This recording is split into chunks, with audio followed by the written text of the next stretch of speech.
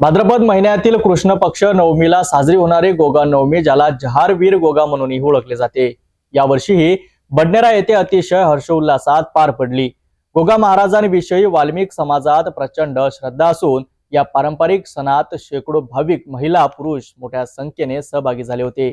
ढोल ताशांच्या गजरात, डीजेच्या तालावर आणि आकर्षक रोषणाईच्या झगमटात भव्य शोभायात्रेने शहरात एक वेगळाच जल्लोष अनुभवला। भाद्रपद महिन्यातील कृष्ण पक्ष नवमी म्हणजेच गोगा नवमी बडनेरा येथील जुनी वस्ती परिसरात गोगा नवमी उत्सव समितीच्या वतीने यंदा हा सण अतिशय उत्साहात साजरा करण्यात आला। तिलकनगर परिसरातून आकर्षक रथात गोगा महाराजांची मूर्ती स्थापना करण्यात आली।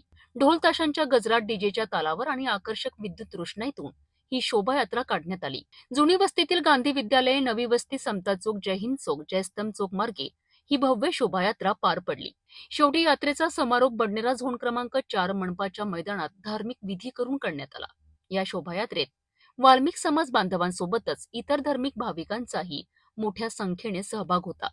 महिलांनी पारंपरिक वेशभूषेत तर पुरुषांनी ढोल ताशांच्या निनादात गोगा महाराजांच्या जयघोषात उत्सव रंगविला। तरुणाईने डीजेच्या तालावर ठेका धरत जल्लोष केला।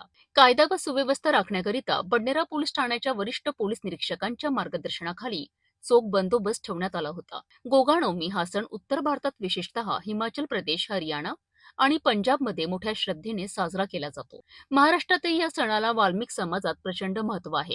भाविकांच्या श्रद्धेतून बडनेरात साजरी झालेली गोगा नवमी ही त्याची साक्षच होती। बडनेरा येथे गोगा नवमी उत्सव किती मोठ्या उत्साहात, श्रद्धा आणि उत्साहाने साजरा करण्यात आला। धार्मिक श्रद्धा, समाजातील ऐक्य आणि उत्सवी वातावरण यामुळे हा उत्सव अधिकच अविस्मरणीय ठरला।